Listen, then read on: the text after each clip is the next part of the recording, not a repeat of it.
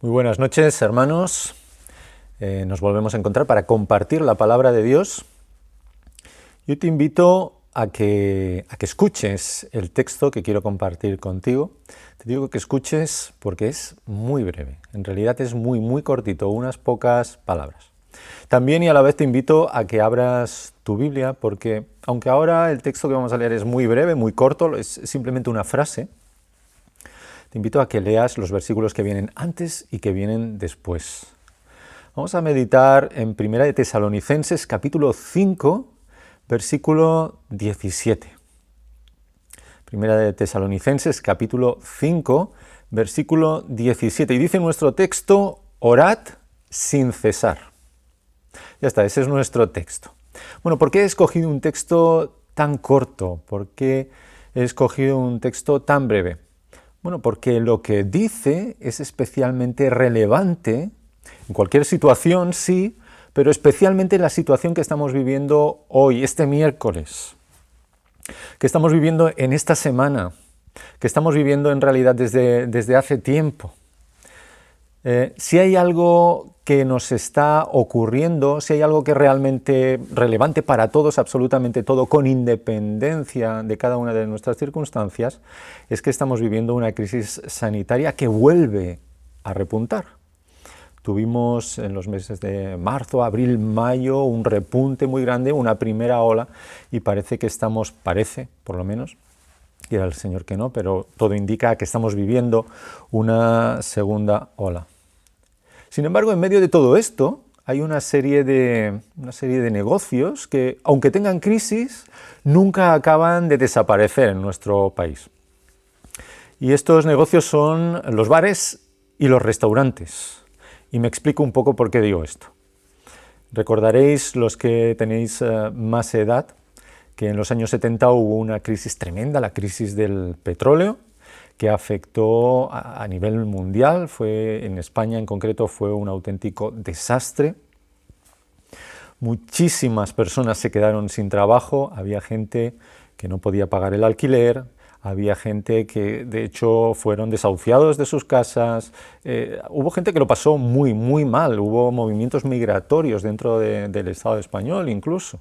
Fue una crisis tremenda. Sin embargo, bares y restaurantes se mantuvieron.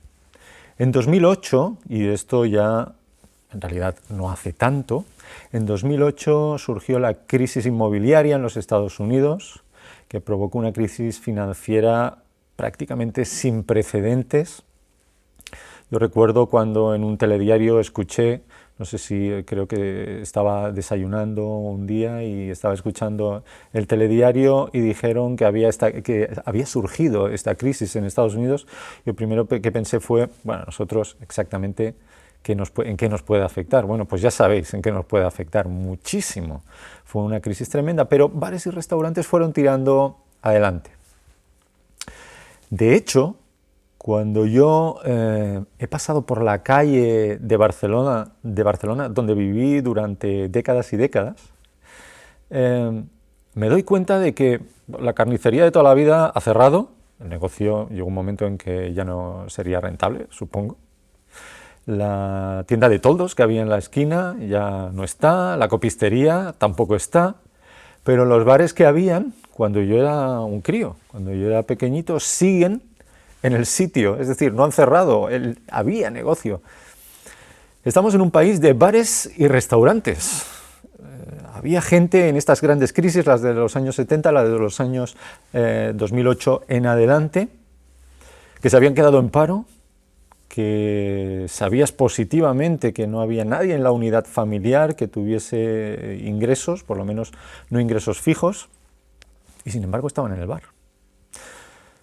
Bueno, esta semana la Generalitat de Cataluña ha anunciado que muy probablemente, o se sabe que va a anunciar de forma ya oficial, que durante mínimo 15 días bares y restaurantes probablemente estén cerrados.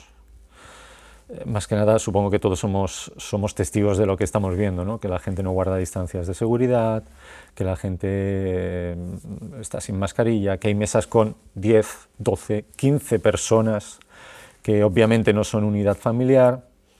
y por tanto ha de tomar medidas. De hecho, ya he visto algún bar que ha cerrado. Y esto quiere decir que la situación no es sencilla.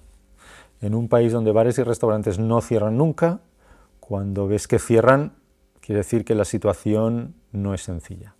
Y en medio de un contexto así, en el que estamos en una situación de alarma, en una situación grave desde marzo, donde como hijos de Dios, estoy convencido, estamos orando un día y otro día y otro día, puede llegar un momento en que nos sintamos desanimados, en el que digamos, bueno, yo oro pero no veo respuesta, en el que pensemos que ¿de verdad tengo que seguir orando cada día? Bueno, pues el Señor, Primera de Tesalonicenses 5:17, lo acabamos de leer, es fácil de memorizar, te invito a que lo memorices.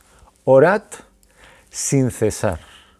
No pienses en cuándo es la oportunidad correcta, porque toda oportunidad es correcta para orar. Orad sin cesar, en cualquier oportunidad, también en la que nos encontramos ahora. Cuando reflexionaba en los motivos que la palabra de Dios nos da para orar, encontraba muchísimos.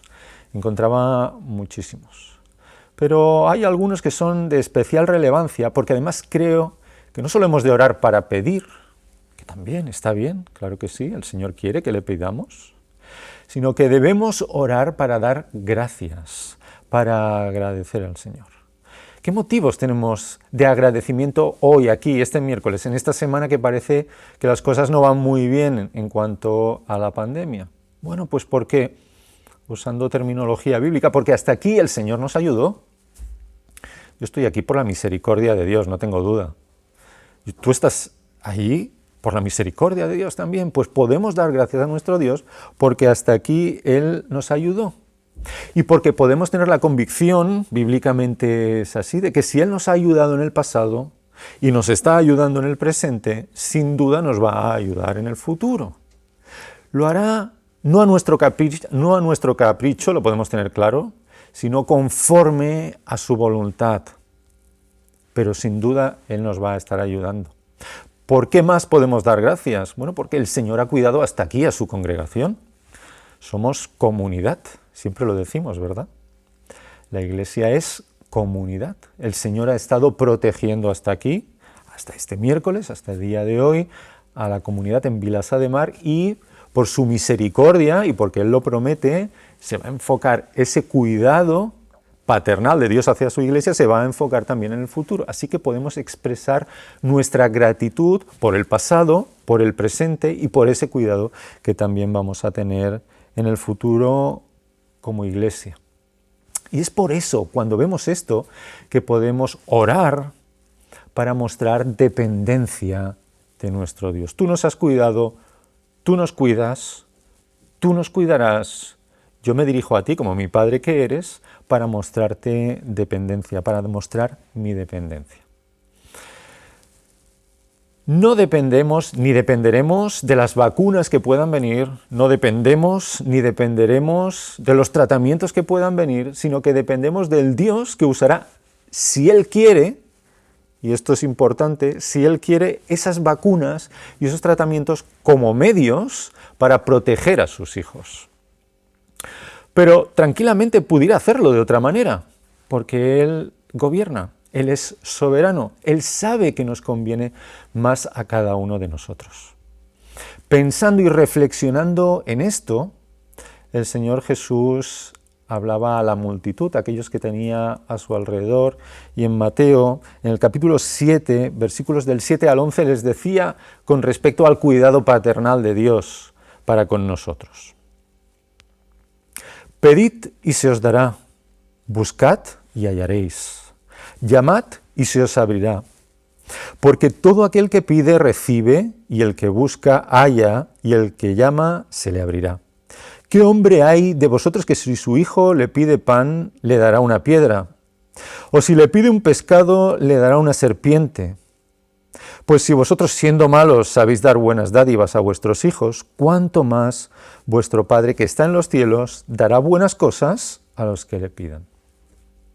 Bueno, el Señor lo hace de una manera muy sencilla, como lo hacía todo. Lo que le importaba es que lo entendiésemos y se entiende a la perfección. Si Tú que eres malo, es decir, que eres un hombre, una mujer pecador, eres un buen padre, una buena madre, que vas a dar lo que necesitan tus hijos. ¿Cómo no lo va a hacer un Dios santo que se ha declarado como tu Padre en Jesucristo? ¿No te va a dar las cosas que necesitas? Pues claro que te las va a dar. Eso es lo que nos está diciendo el Señor Jesucristo. Necesitamos mantener la relación con nuestro Padre. ¿Por qué más podemos orar? Pues precisamente para que Él, en medio de estas circunstancias, siga haciendo su obra en el poder del Espíritu, su obra en nuestros corazones, en lo más profundo de nuestro ser, para que cada día más, y hemos de tener en cuenta que esto es lo más importante de todo, para que cada día más nos hagamos a la forma, es decir, nos parezcamos más al Señor Jesucristo, aquel que puso su vida en la cruz del Calvario para salvarnos a nosotros. Dice Romanos 8, del 28 al 29, y lo afirma, la tinta de este texto estaba fresca cuando nuestros hermanos eran perseguidos y cuando nuestros hermanos estaban pasándolo realmente mal. No era una cuestión de tener que estar refugiados en casa. Ellos hubieran deseado estar saber que en sus casas estaban seguros. Sin embargo, tuvieron que enfrentarse a la persecución directamente. Pues en ese momento nos dice el apóstol Pablo en Romanos 8, versículos del 28 al 29. Y sabemos que los que aman a Dios, todas las cosas les ayudan a bien. Esto es, a los que conforme a su propósito son llamados. Porque a los que antes conoció, también los predestinó para que fuesen hechos conformes a la imagen de su Hijo, para que Él sea el primogénito entre muchos hermanos. ¿Te has fijado lo que dice el versículo 29? Porque a los que antes conoció, y cuando la Biblia habla de conocer no se está refiriendo a algo intelectual solamente, que también, sino que se está refiriendo a algo afectivo, es decir, a los que amó de antemano, a aquellos en los que se fijó de una forma especial, a aquellos a los que estimó para convertirlos en su Hijo. Porque a los que antes conoció también los predestinó para que fuesen hechos conformes a la imagen de su Hijo, es decir, para que tuviesen la forma, las características, el carácter, la manera del Señor Jesucristo. El Señor nos ha ayudado hasta aquí. El Señor nos protege hoy y el Señor nos protegerá en el futuro. Amén. Demos gracias al Señor por ello, porque es una evidencia. Es así, aquí estamos. Pero pidamos y agradezcamos la obra de Dios en nuestras vidas a través de las actuales circunstancias y de lo que el Señor permitirá que venga en el futuro también y sobre todo para que podamos crecer cada uno de nosotros a la imagen de su Hijo, para que cada día más nos podamos parecer al Señor Jesucristo. Que nada ni nadie te desanime a orar, hermano, hermana, que nada ni nadie te despiste, te quite, aparte tu vista de esa necesaria relación que tienes y debes tener, es más, debes fomentar con el Señor. Que nada ni nadie te quite el gozo de poder orar. Como dice Pablo, orad sin cesar, sin interrupciones, continuamente, también en las actuales circunstancias. Es en ese sentido y a colación de lo que estamos diciendo que también quiero aprovechar, hermanos, de nuevo, para invitaros a que os unáis a las reuniones de oración que tenemos entre semana, el miércoles a las 7:30, recordad, y el jueves a las 8. Así que mañana tienes la oportunidad aún de conectarte juntamente con tus hermanos. Oramos cada uno en nuestra casa, en nuestra habitación, cuando estamos solos, ¿por qué no? Es un buen momento, pero también en comunidad, porque a pesar de las circunstancias y en medio de lo que está ocurriendo, somos comunidad. Hermanos, hermanas, que el Señor os siga bendiciendo a lo largo de la semana y si Él lo permite, nos vemos mañana en la reunión de oración.